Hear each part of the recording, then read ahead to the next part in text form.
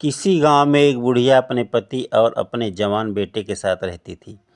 वो लोग बड़े ही गरीब थे। बुढ़िया एक ही बात दिन रात सोचा करती थी कि उसके बेटे का विवाह हो जाए और उनका बुढ़ापा आराम से व्यतीत हो जाए।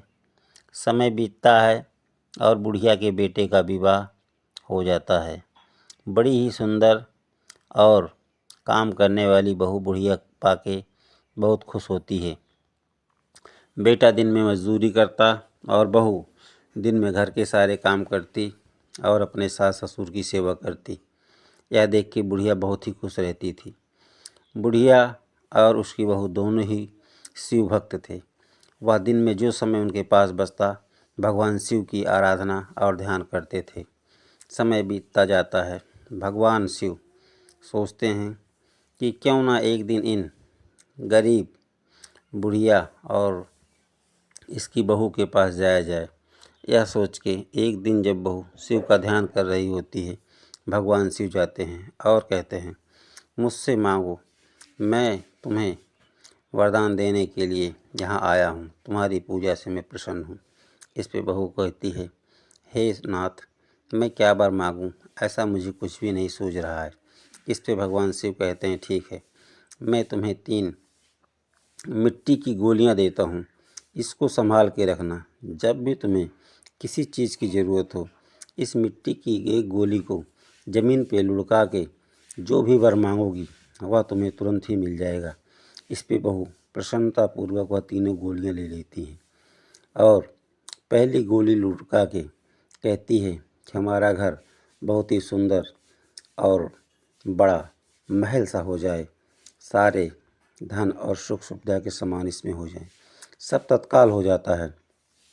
अब पड़ोस के सभी लोग बहू के पास आते हैं और उससे पूछते हैं, ऐसा क्या हुआ। बहू सारी बात बताती है।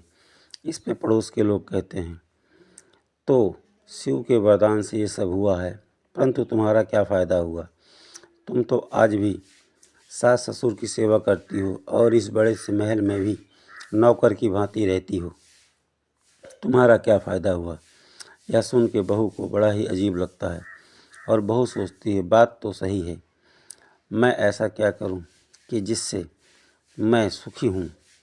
यह सोच के बहू अगले दिन अपने सास और ससुर को अपने घर से निकाल देती है और आराम से अपने महल में अपने पति के साथ रहने लगती है। यह देख के भगवान शिव सोचते हैं कि लगता है कि बहू की बुद्धि भ्रष्ट हो गई है। अब सास और उसका पति रूखा सूखा खा के ही सो जाते थे। बहू और उसका पति महल जैसे आलीशान घर में रहते थे। समय बीतता जाता है। अब बुढ़िया और उसका पति बहुत ही कमज़ोर हो गए थे। एक दिन बुढ़िया भगवान शिव की पूजा कर रही थी। तभी भगवान शिव आते हैं और कहते हैं, मांगो, मुझसे जो वर मांगना है वह तुम मांगो। इस पे बुढ़िया कहती है, हे ईश्वर, यदि आप मुझसे प्रसन्न हो तो मेरे घर को पुनः पहले की भांति कर दो, जिससे हम लोग एक साथ प्रसन्नतापूर्वक रहें। इस पे शिव भगवान तथास्तु कहते हैं मांगो, यदि कोई और वर मांगना हो तो वो भी मांगो, मैं तुमसे प्रसन्न हूँ। इस पे बहू के लिए सास भगवान शिव से कहती है, हे प्रभु, उसको सद्बुद्धि दो और उसके भटके हुए मन को शांत करो। इस तरह से हमारा जीवन सुख में बीते, ऐसा वरदान दो। इस पे भगवान शिव तथास्तु कहते हैं और बुढ़िया के द्वारा अपनी पूजा स्वीकार करते हैं और भगवान शिव वहाँ से अंतर्ध्यान हो जाते हैं।